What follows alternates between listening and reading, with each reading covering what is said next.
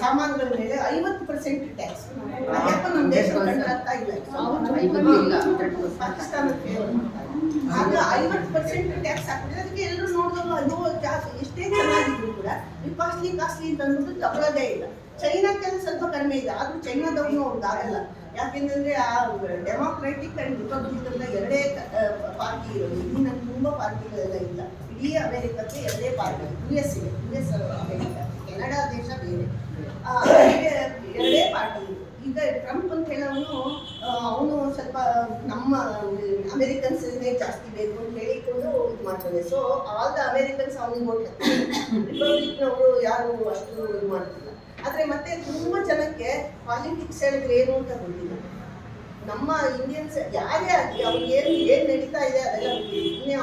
ಅವ್ರ ದುಡ್ಡು ಹೊಟ್ಟೆ ಬೆಳಿಗ್ಗೆ ಹೋಗಿ ಕೆಲಸ ಮಾಡೋದು, ರಾತ್ರಿ ಬರೋದು, ವಾರಕ್ಕೊಂದ್ಸಲ ಕೆಲಸ, ದುಡ್ಡೆಲ್ಲ ಅಡಿಗೆ ಎಲ್ಲ ಮಾಡಿಟ್ಟಿರೋದು, ಅಡಿಗೆ ಇಷ್ಟಿಷ್ಟು ದೊಡ್ಡ ಮಾಡಿಟ್ಟಿರೋದು.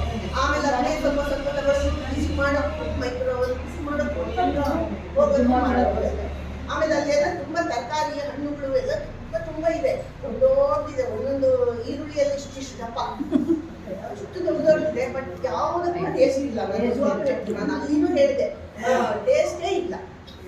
ಇಲ್ಲಿ ಎಷ್ಟು ನಮಗೆ ಒಳ್ಳೆ ಫ್ರೆಶ್ ತರಕಾರಿ ಅಂದರೆ ಎಷ್ಟ ಇದಿರುತ್ತೆ, ಮಾಡಲಿಕ್ಕೆ ಎಷ್ಟು ಖುಷಿಯಾಗುತ್ತೆ, ಒಳ್ಳೆ ಟೇಸ್ಟ್ ಇರುತ್ತೆ. ಅಲ್ಲಿ ಟೇಸ್ಟೇ ಇಲ್ಲ, ಯಾವುದಕ್ಕೂ ಟೇಸ್ಟ್ ಇಲ್ಲ. ಮತ್ತೆ ಅವರೆಲ್ಲ ತುಂಬ ಸ್ವೀಟ್ ತಿಂತಾರೆ.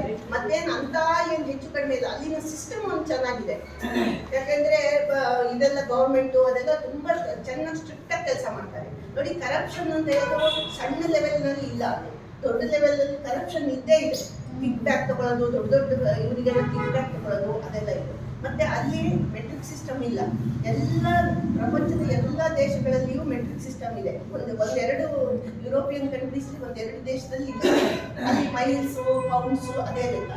ಇನ್ನೆಲ್ಲ ಕಡೆನೂ ಆಸ್ಟ್ರೇಲಿಯಾ ಈ ಕಡೆ ಎಲ್ಲ ಕಡೆಯೂ ನಾವು ನಮಗೆ KG ಮತ್ತು ಕಿಲೋಮೀಟರು ಈ ಥರ ನಾವು ಬಳಸ್ತೀವಿ. ಅವ್ರು ಮಾತ್ರ ಅದೇನೋ ಪಾಲಿಟಿಕ್ಸ್ ಅಂತ ಅದೇ ಬೇಕು ಅಂತ ಹೇಳ್ಕೊಂಡು ಅದನ್ನೇ ಹಳೆಯದೇ ಮೈಲ್ಸು ಹಂಗೆ ಪೌಂಡ್ಸ್ ಅಂತ ತುಂಬ ಕಷ್ಟ. ಪೌಂಡ್ಸು ಒಂದು ಪೌಂಡು ಪೆನ್ನಿ ಅಂತ ಹೇಳ್ಕೊಂಡು ಎಲ್ಲ ಇದು ಮಾಡ್ತಾರೆ. ನಮ್ಮ ಕೈಯೆಲ್ಲ ಕಷ್ಟ ಆಗೋಗುತ್ತೆ ಬೇರೆಯವ್ರಿಗೆ. ಆದರೆ ಅಲ್ಲಿ ಹೋದ್ಮೇಲೆ ಅಂತ ಅಭ್ಯಾಸ ಆಗೋಗುತ್ತೆ.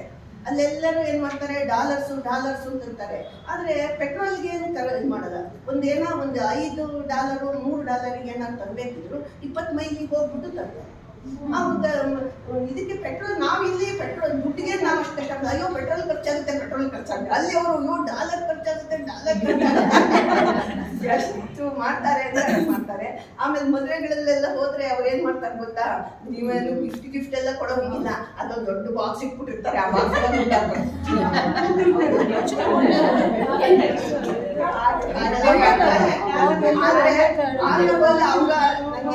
ಅಲ್ಲಿ ಡೆನ್ವರ್ ಕೊಲರಾಡೋದಲ್ಲಿ ಬರೇ ಅಮೆರಿಕನ್ಸ್ ಇದ್ರು.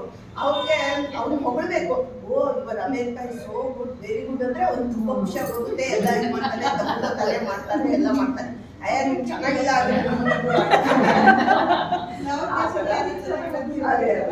ಸಿಸ್ಟಮ್ ಎಲ್ಲ ಚೆನ್ನಾಗಿದೆ, ರೂಲ್ಸ್ ಎಲ್ಲ ಚೆನ್ನಾಗಿ ಫಾಲೋ ಮಾಡ್ತಾರೆ.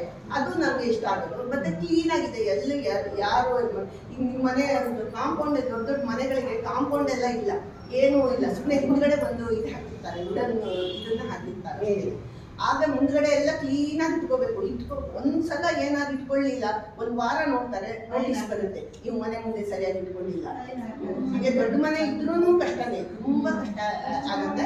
ಆದ್ರೆ ಅವ್ರಿಗೆ ಅಭ್ಯಾಸ ಆಗೋಗುತ್ತೆ. ಪ್ರತಿಯೊಂದು ಮೆಷಿನ್ ಇವಾಗ ನಾವು ಏನಾದ್ರು ಒಂದು ರಿಪೇರಿ ಕಳಿಸ್ತೀವಲ್ಲ, ಅವಾಗ ಅವ್ರು ರಿಪೇರಿ ಕಳ್ಸೋದೇ ಇಲ್ಲ, ಮೆಷಿನ್ನೇ ತಗೊಂಡು ಇಟ್ಕೊಂಡಿದ್ದಾರೆ. ಫುಲ್ ಕೆಳಗಡೆ ಬೇಸ್ಮೆಂಟು, ಗ್ಯಾರೇಜ್ ಎಲ್ಲ ಎಷ್ಟು ಎಲ್ಲ ಮೆಷಿನ್ಗಳು ಬರೀ ಯಂತ್ರದ, ಅದು ಮೆಕ್ಯಾನಿಕ್, ತುಂಬಾ ಮೆಕ್ಯಾನಿಕ್ ಮಾಡ್ತಾರೆ. ಮತ್ತೆ ಇದು ಅಂತಂದ್ರೆ ಅವರಿಗೆಲ್ಲ ವ್ಯಾಲ್ಯೂ ಸಿಸ್ಟಮ್ ಇಲ್ಲ. ನಮ್ಮ ದೇಶದಂಗೆ ವ್ಯಾಲ್ಯೂ ಸಿಸ್ಟಮ್ ಇಲ್ಲ. ಮತ್ತೆ ಬಾಂಡಿಂಗು ಅಷ್ಟೇನಿಲ್ಲ. ಮಕ್ಕಳು ಸ್ವಲ್ಪ ದೊಡ್ಡವರಾದ್ಮೇಲೆ ಅವ್ರು ಪಾಡ್ಬೋದು, ಅವ್ರು ಹೋಗಿ ಇದು ಮಾಡ್ತಾರೆ. ಈ ಪಾಪ ಮನೆಯಲ್ಲಿ ತಂದೆ ತಾಯಿ ಇದ್ರೆ